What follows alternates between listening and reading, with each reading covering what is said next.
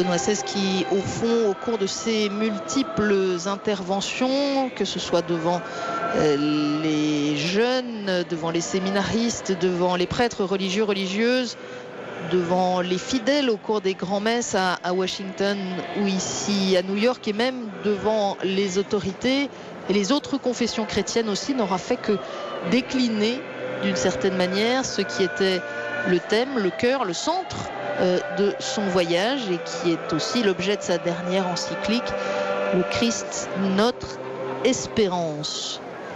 Et c'est bien ce qu'il est venu dire à l'Amérique. Vous avez des atouts formidables, vous avez une chance formidable aussi par rapport à beaucoup d'autres lieux sur la planète.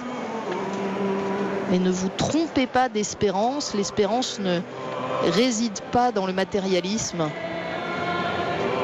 Et en particulier à destination des jeunes, Benoît XVI les a invités à la clairvoyance à ce sujet.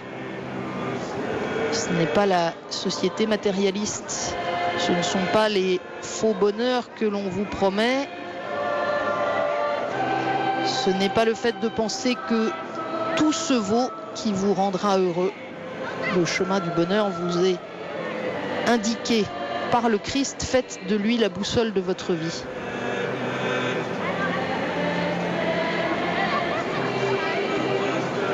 Benoît XVI qui est venu en apôtre de la vérité.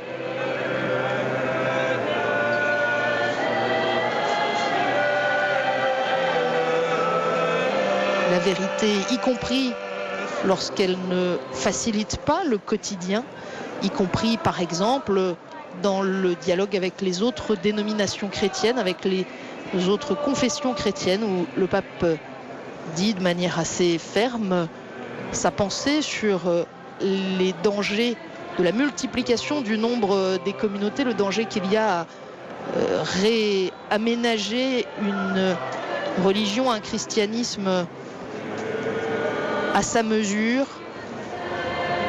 et qui appelle à l'unité des disciples du Christ.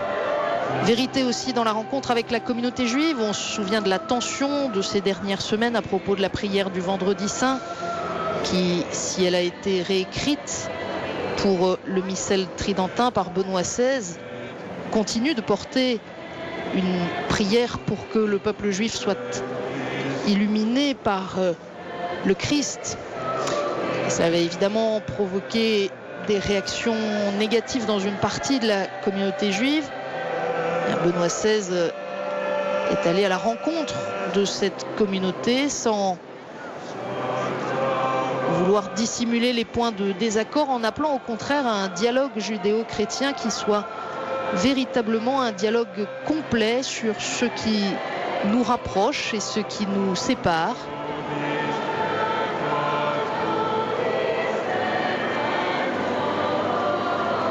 Puis parallèlement à ça, on aura vu, pour ce qui est de l'atmosphère, du comportement humain, là aussi une atmosphère étonnamment chaleureuse et familiale. Je pense en particulier à la visite de Benoît XVI à la synagogue de Park East, accueilli par le rabbin Schneier, que l'on connaît pour être très engagé dans le dialogue judéo-chrétien. Mais enfin, c'était surprenant de voir les deux hommes plaisanter, de voir la décontraction de cette rencontre, l'émotion aussi de Benoît XVI de se trouver pour la deuxième fois de son pontificat après Cologne dans une synagogue, et sa joie d'être accueilli par cette communauté. Benoît XVI qui avait voulu souhaiter une bonne fête de Pâques à la communauté juive.